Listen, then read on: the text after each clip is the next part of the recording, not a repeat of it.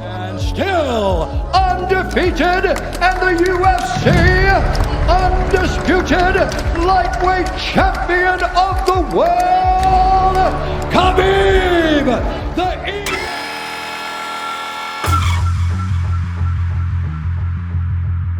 He's got good skills, but good is not enough. You can be great.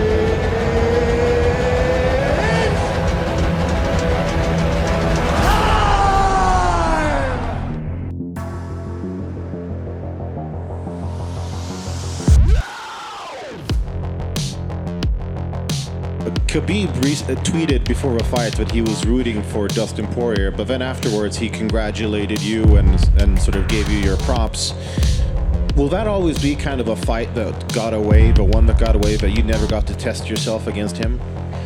Olha, de verdade, né? Como eu falei, eu não ligo muito o que as pessoas pensam. O Khabib foi um grande campeão, teve uma grande história, mas o campeão tem nome agora, se chama Charles Oliveira, né?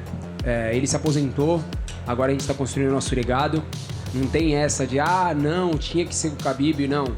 Agora é o novo legado, se chama Charles Oliveira, esse é o novo campeão.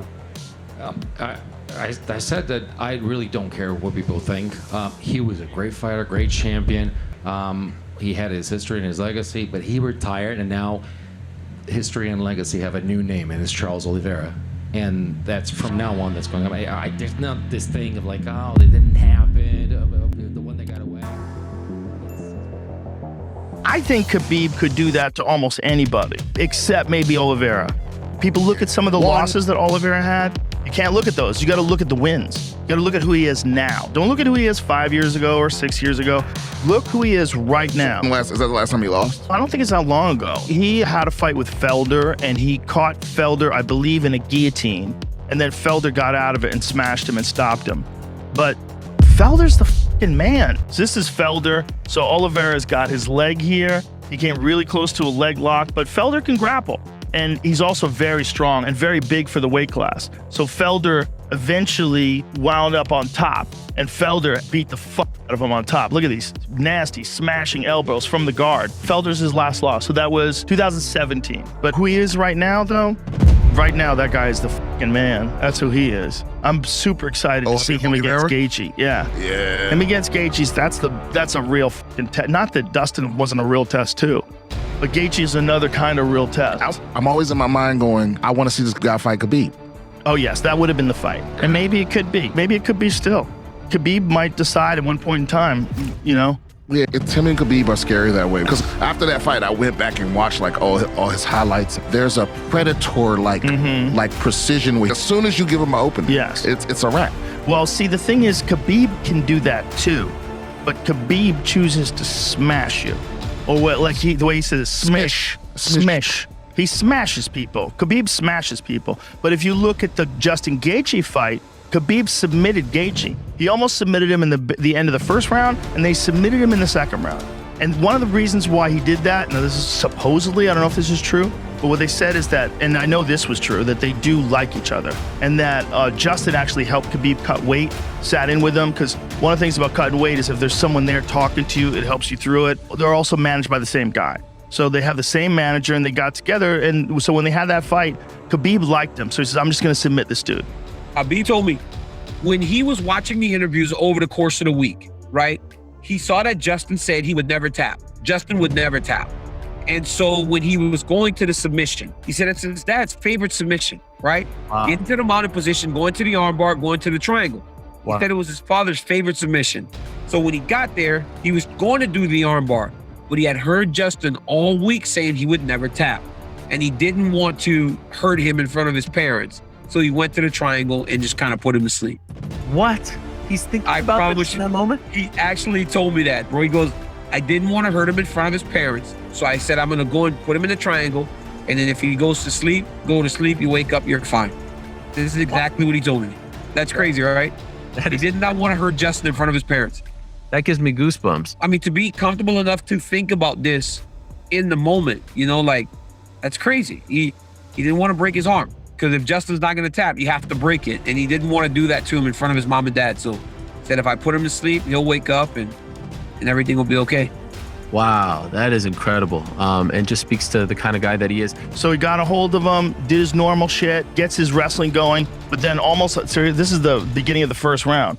He chose to beat him in a way that he wouldn't have chosen to beat Conor.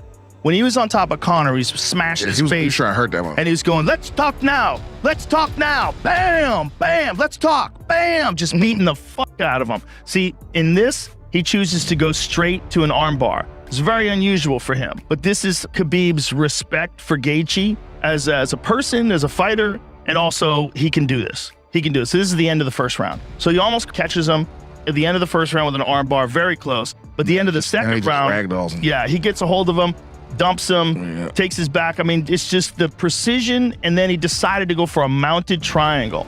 And so when you watch him do this, he does this with such amazing control. He's doing it very quickly. Look how quickly he sets this up.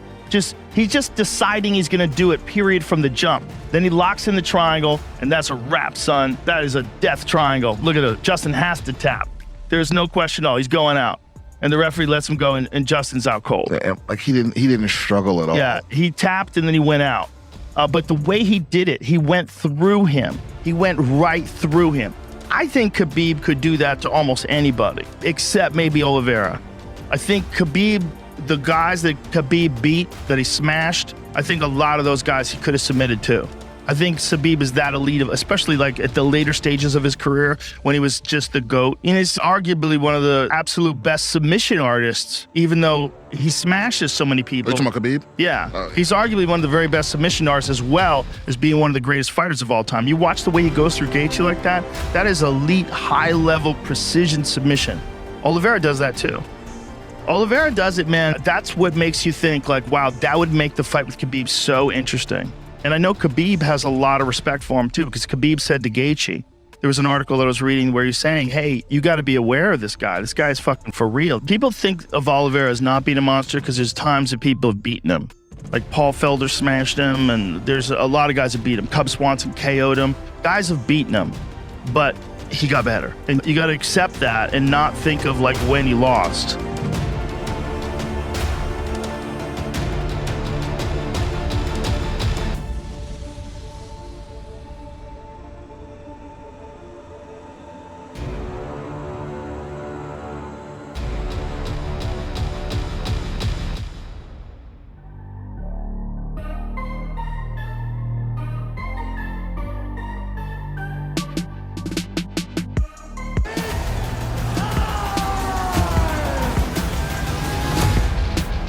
We go again.